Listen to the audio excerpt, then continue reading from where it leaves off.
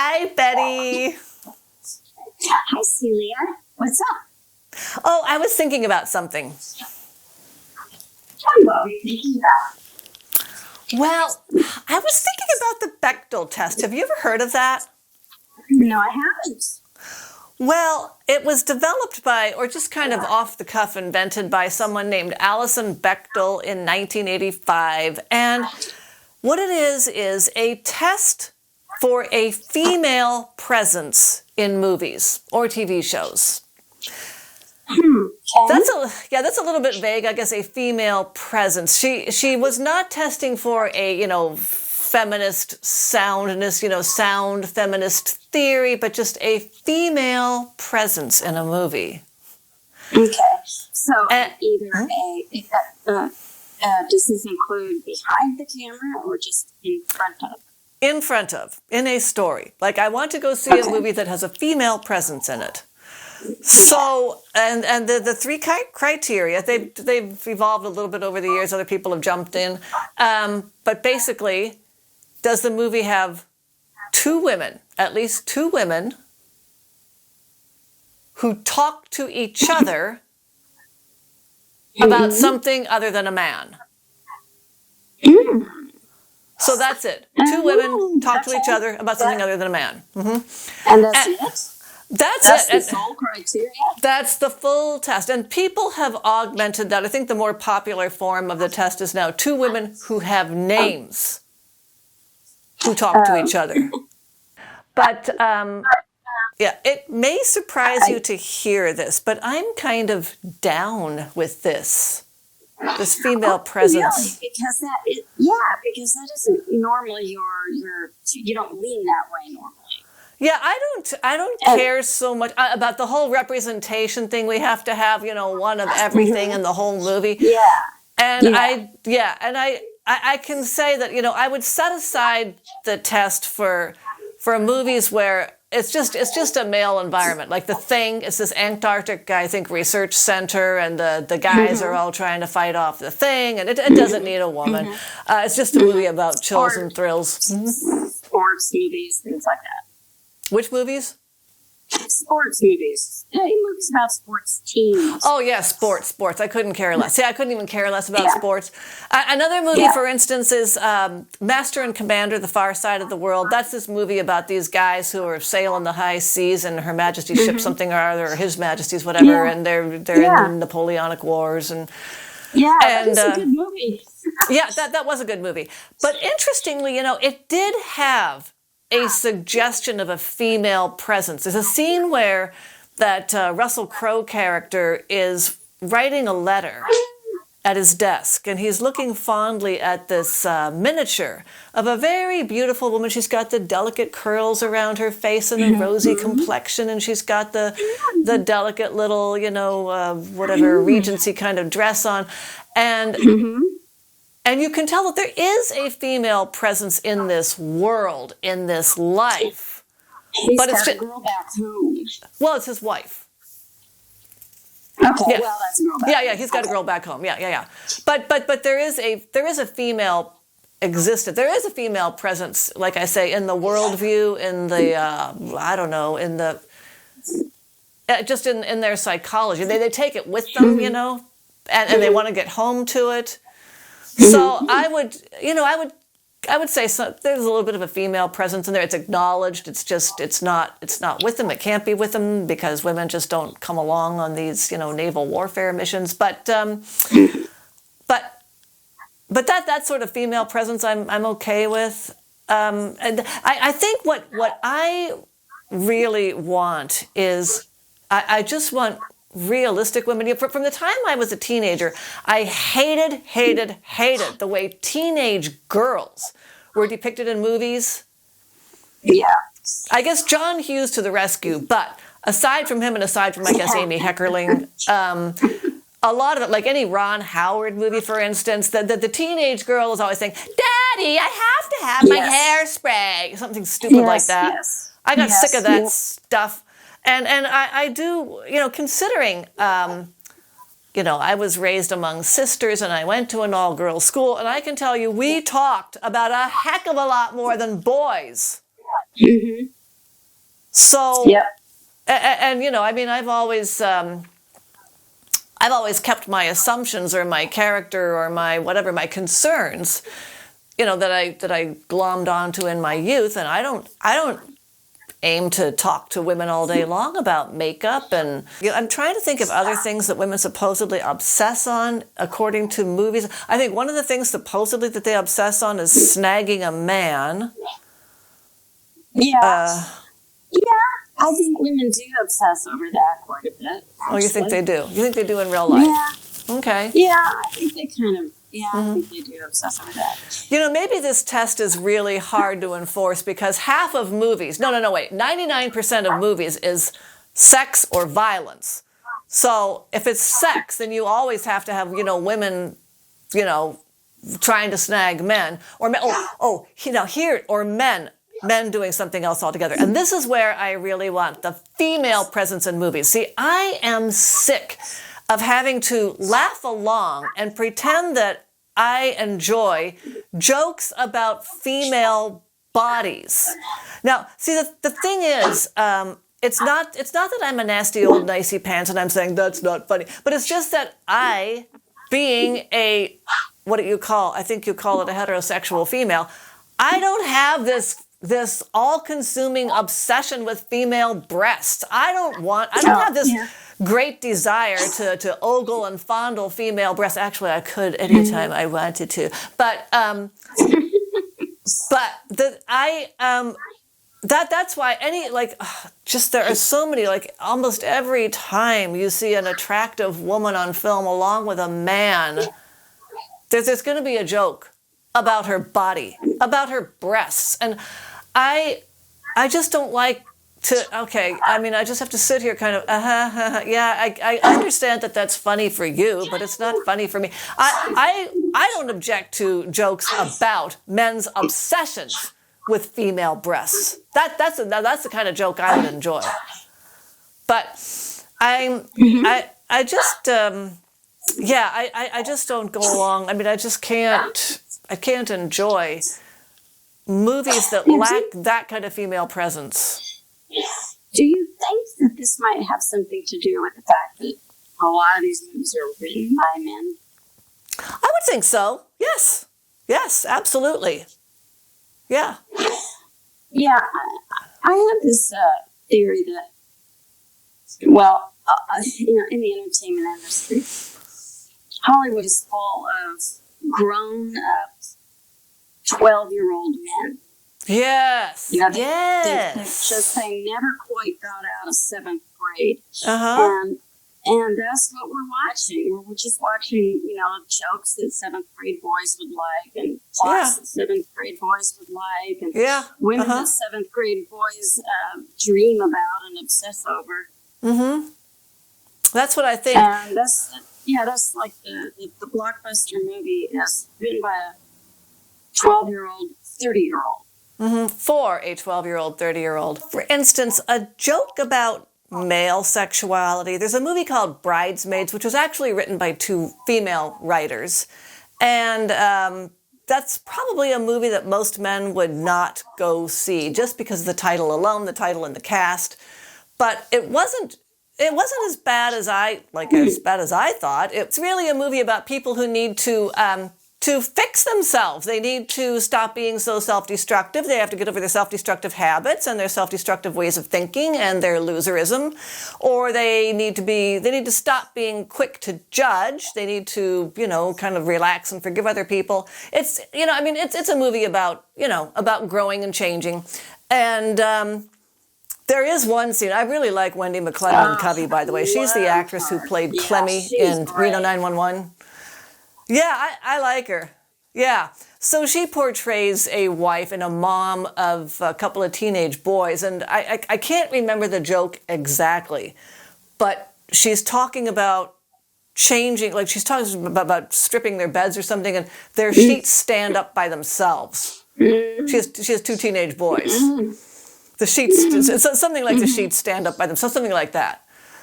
So see, that's a joke that I enjoy. I don't want to be in the place of the teenage boys ogling women's breasts and longing to touch them. That's I don't care about that joke. I enjoyed the joke about Yeah, I see the difference. About being the mom of two teenage boys. Yes, there's a difference. And incidentally, Wendy McClendon-Covey was in another a TV show, Reno 911, that would easily pass the Bechdel test. Yes.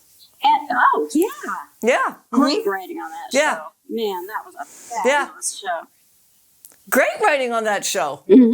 Great comedy, and I think that the actors did a lot of extemporizing, and those women talked. I mean, well, they gossiped about each other and their co-workers, but it wasn't just a constant obsession with stagging a man. That's true.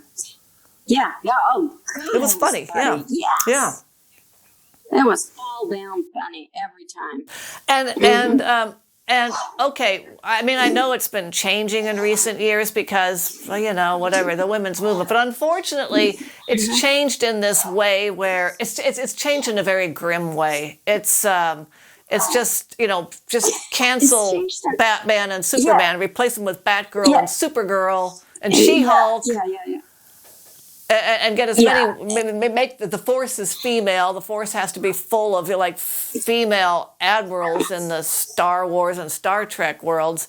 And they're full of vengeful females and victimized females, or females who feel victimized, but who actually have every single thing laid out at their feet. Yeah. It's. Yeah, it's just too bad that the Bechdel test has been countered by this just flood the celluloid with these needless cancel the males and replace them with females. Actually, something like that, it simply reduces females to nondescript roles anyway. So this role can be filled just as easily, come to think of it, with a male as with a female, or with a female as with a male. So just substitute the male with a female and have her. It's like Superman and makeup, Superman and heels. It's the same old nonsense, just females. Females. It's just the same old nonsense. Yeah, and I don't necessarily consider that a female presence. That's a right. Yeah. It's a male presence in drag, or it's just upside down day. That's all it is. Yeah. So yeah. I mean, I would like to see more women in films discussing politics and business and art, and I mean, because those are some of the things that the females in my life discuss. Military matters. We talk about all those things. Yeah. We talk about the news and issues of the day. Yeah, the issues of the day, yes. One thing it's true, I think, is that women talk a lot more about people because women are much more into, human nature, and they're more sympathetic, they're more empathetic, and that kind of... that's a uniquely female presence, or a distinctively female presence that I would like to see. Yes, that's the difference between the female brain and the male brain. It is. And which cannot be denied. It cannot be denied, and I don't even see why it should be denied, because that is oftentimes the source of women's power. Yeah. I mean, later in life, men are often they're much more attached to especially in traditional cultures, I've seen, is that men are much more attached to their mothers than their fathers. They're afraid of their fathers, but they absolutely love and will throw themselves at the feet of their mothers. They worship their mothers. Because women are just so,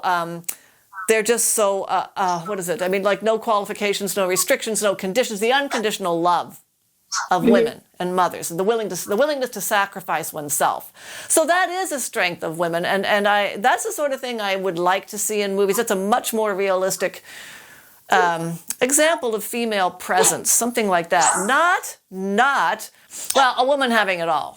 But that's the kind of female presence I would like to see. Women who are actually kind of hurt if they have to leave their kid, their nursery school age kid in the morning to go to work. A woman who feels really sorry and regretful over something like that. Or a woman who gladly sets aside some of her own needs and just gives to her family. Those are things that women actually do. I can't think of any. Well, not that I'm up on current Hollywood films, but I can't think of any recently that portray women in that manner. They're all the movies that come to mind are all black and white era films. Well, I thought The Incredibles did that. Yeah. Right. Yes. Well, now that's Pixar. Pixar was breaking all kinds of restrictions and rules for a while there. I don't think they are anymore, but yeah, for a while there, they were doing things that other studios would not. They could get away with it because it was just such fabulous animation, and the stories were so good, and the directors were good directors and writers and all that. I mean, they could get away with it, and plus, it was right at the beginning of 3D animation, which always, it was the shining ball for quite a long time. People are interested in anything that came out of Pixar. So anyway, yeah, Pixar was breaking those kinds of rules. They were kind of anti-woke before woke was even a thing. I wonder why that is. I wonder why that was. I think it was just the writers and the directors. And at the time, yeah, I have no idea. I have no idea what John Lasseter's feelings were on it, but Brad Bird was he was the writer and director of, and actually he denies. He says, everyone wants to feel like I served their agenda. Yeah, like the conservatives and the liberals, and I wasn't following any agenda. He eschews any notion that he was part of anyone else's agenda. So he has very what's the word? He has very firmly held beliefs that come through in his films. So he can deny it all he wants. Maybe he doesn't even know how I don't know how traditional he is. Maybe he doesn't know it. Have you ever crossed paths with Brad Bird in your career? Oh, you have. Oh. There was this one lecture that he gave one time, and he was walking through The Secret of Nim, and he was just picking it apart and just tearing it to shreds. And he had reasons, for why he was tearing it to shreds, and they were all really good reasons. I mean, really well thought out reasons. And, he would have a little, he would show a little snippet, a clip, and just say, and he would ask questions. Why is this happening? Why is this effect happening right now? Does it happen every single time she opens the door? What is it about, what, he would turn to us and say, why is this even happening? There's no point. It doesn't have a reason. But he went through the whole, I don't know, there was an hour long of this, and just pointed out some things that were just nonsense. And then he was I saw him again at Maurice Noble's 95th birthday party, and he was spouting opinions there too. He was just opining on things.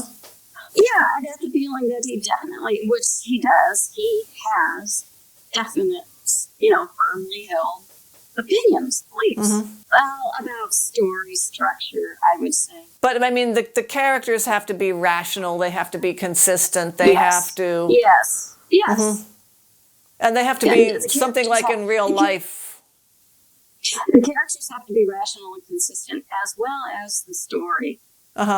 Okay, and they have to be realistic. Yeah. I mean, they have to resemble real people to some extent, even if they do have incredible superpowers. They have to be relatable. And what were you going to say about John Lasseter? Oh, I was going to say that I don't know what his leanings are or were. Because he's gone now. Women who were in meetings with him on a regular basis, like on his films, on films with him, or in meetings with him on a regular basis, they were like, "Oh, please, God, don't make me sit next to him." They just they knew what was going to happen. Wow.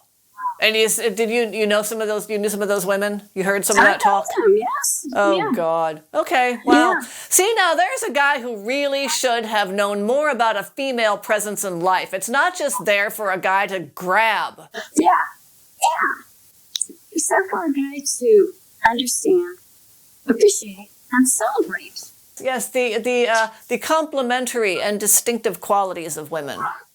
Yes, just as we celebrate The qualities that complementary. men give us. Yes, that's right. So, but yes, and speaking of that, yeah, women in whatever adventure epic stories. I don't need to see them in combat. I don't need to see these spaghetti-armed girls using their swords or their laser sabers or whatever they are.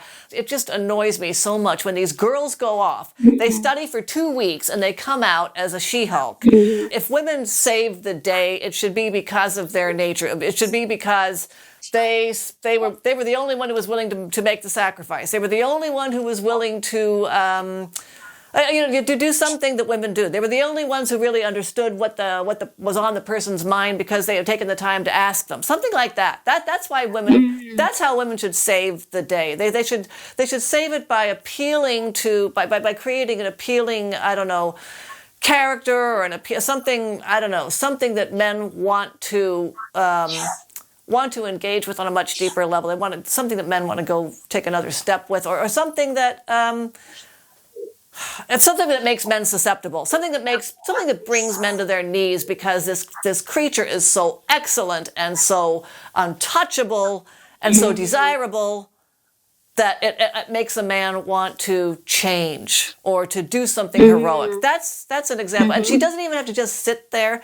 She doesn't have to be like Helen of Troy. She's just sitting there and they come and pick her up and take her. I mean, she can prove her superior feminine nature by acting in certain ways. And there's always a place for a key action or a key object or a key event or something in a movie where a woman's distinctly female actions would make the difference.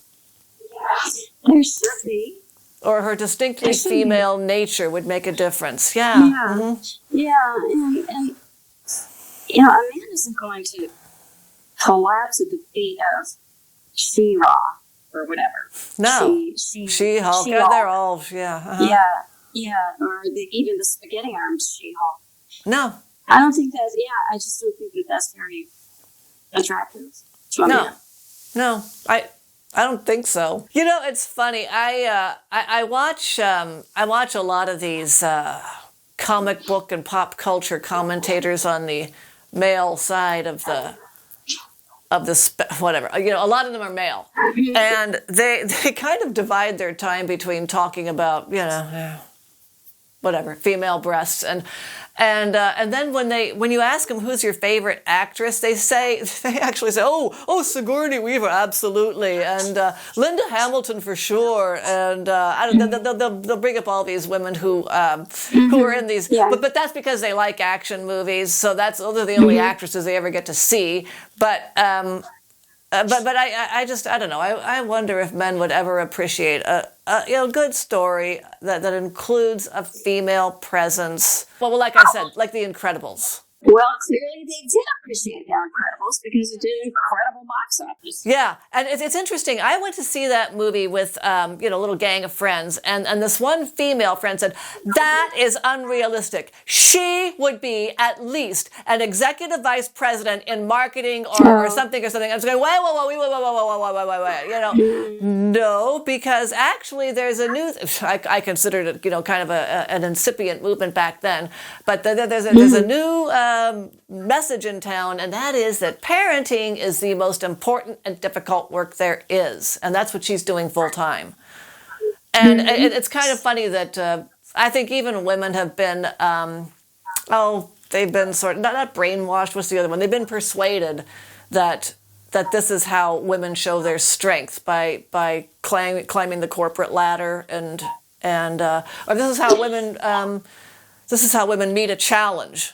By doing it in the business world, when, as we probably all know, just try raising a couple kids. Just try being a stay-at-home mom. Just try it. Yeah. Just try babysitting for 2 days straight. Just try that. Mm-hmm. Yeah. Even one day, just a half a day. Uh-huh. Try babysitting for half a day.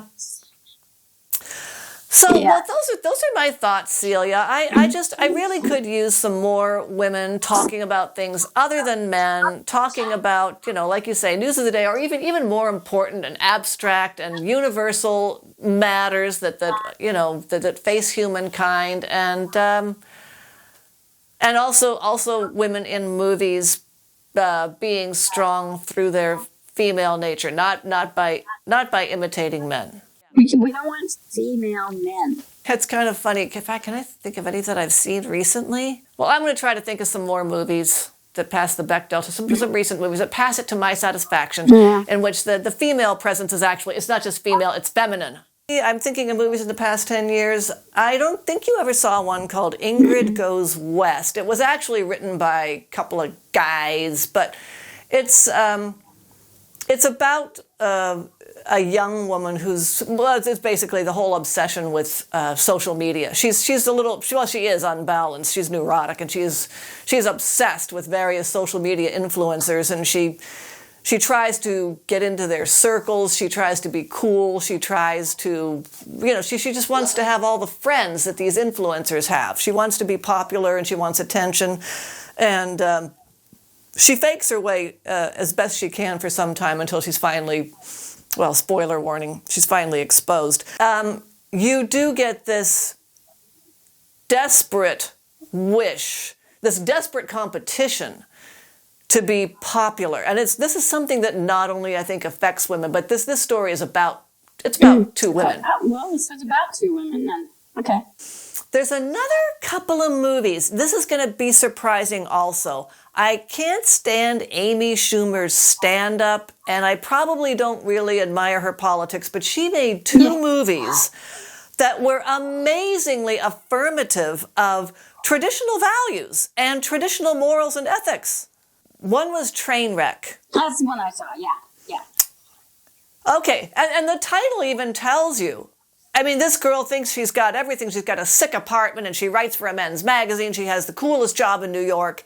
But she's still, in her personal life, is an absolute mess. Mm-hmm. Morally, she's a mess. In her relationships, she's a mess. She turns down the wrong people, and she accepts. Well, she's got all her relationships kind of upside down. And meanwhile, her sister is this. She's the happy mom. She's a mom with a kid, and she's about to get married to a guy who absolutely loves the idea of being a dad. And she's always sort of denouncing this sister's life. But in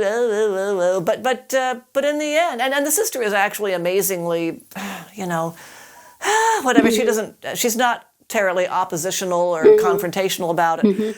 But in the end, it seems as though the sister had it right, and the train wreck girl had to straighten herself out. She had to get back on the tracks, as they say. Yeah, she had to get back on the tracks. She had a lot of personal accounting to do. And the same thing in her second movie, I Feel Pretty, which I actually recommend. Yeah. It's a funny, fanciful movie about this girl who just can't stand herself. She hates her body. She can't get the kind of job she feels she deserves or the man she feels she deserves because she's just so ugly and no one would want her, and she doesn't deserve anything. And she's struck by lightning one night, and she suddenly changes her view. Like she suddenly sees herself as if she was like Emily Ratajkowski. It's just her perception that changes. And she proceeds to get all the things she wants in life, but she also becomes corrupted. She goes to the dark side when she attains this prestige and this status, and she begins to feel that, I'm one of the beautiful people, and you less than beautiful people, really, really. I mean, you need to just please get out of the way, please. You don't really belong in my presence. Totally into her head. Yeah. It turns out that the queen bee is very insecure. That's how it turns out in a lot of these movies about people who are desperate to get famous or beautiful, whatever. It turns out that their idol is actually just as insecure as they were, as the striver was, because they have pressures, they have moms, they have like, oh my God, I only have 1.25 million followers. This girl has 3 million followers. I have to go to her party. I'm sorry, I can't stay here and support you tonight. I have to go to the party with the girl with 3 million followers. Yeah. It was not, contrary to what you might think, it was not about society's unreasonable pressure on women. It was more about, well, you could say about women putting pressure on themselves, or this girl putting pressure on herself. But I mean, to me, that was just a mechanism for doing a movie about how a person needs to improve themselves and they have to straighten out their values. When the Schumer character is in her bad phase, she's dissing these women, and when she gets over her bad phase, she begs them to accept her as a friend again. And so there's a lot of this. There's a lot of introspection. Yes, there's a lot of introspection, and there's a lot of sort of going back and trying to undo the damage that she's done, and but a lot of trying to reconstruct burned bridges. So yeah, it's amazing. It's amazing. You would think. Well, that's a character arc. I mean, yeah. It is. It is. It's a definite character arc. It's a cool little story, nifty little story. And these are movies that are ostensibly also like chick flicks in some way, but I don't know. I don't know if men just don't like those things, that they just don't like to go watch stories about women. If they don't like to go, I don't know how men feel about going to watch movies about character development that star women. I don't know. I just don't know. It doesn't sound like something that a guy would like. I guess not. They like the violence. Well, at least there are some examples out there. Yes, there are. It's too bad that those movies don't appeal to men very much, because they might learn a little something about women. Yeah, they might. Something useful about women. I remember, for instance, there was a screenplay teacher who said that he always, if he was at a party, he would always try to listen in, or I don't know, he said listening in on the women was so much more interesting because they were talking about real things. The men were talking about sports and cars and just nothing. The women were talking about interpersonal relationships, and they were talking about opportunities for growth. They were talking about things that were just much more. They were talking about, psychology, or, well, I mean, not psychology per se, but they were talking about human matters. Yeah. And I'm laughing, like what is there to learn about men from what they call dick flicks? There are chick flicks and dick flicks. What is there to learn about men except must shoot more guns, must touch more breasts? Well, you've seen. I mean, it's been around forever. The little meme of the man. Okay, there's an off and on toggle switch, and that's the man. And then there's the woman with 16 dials and buttons.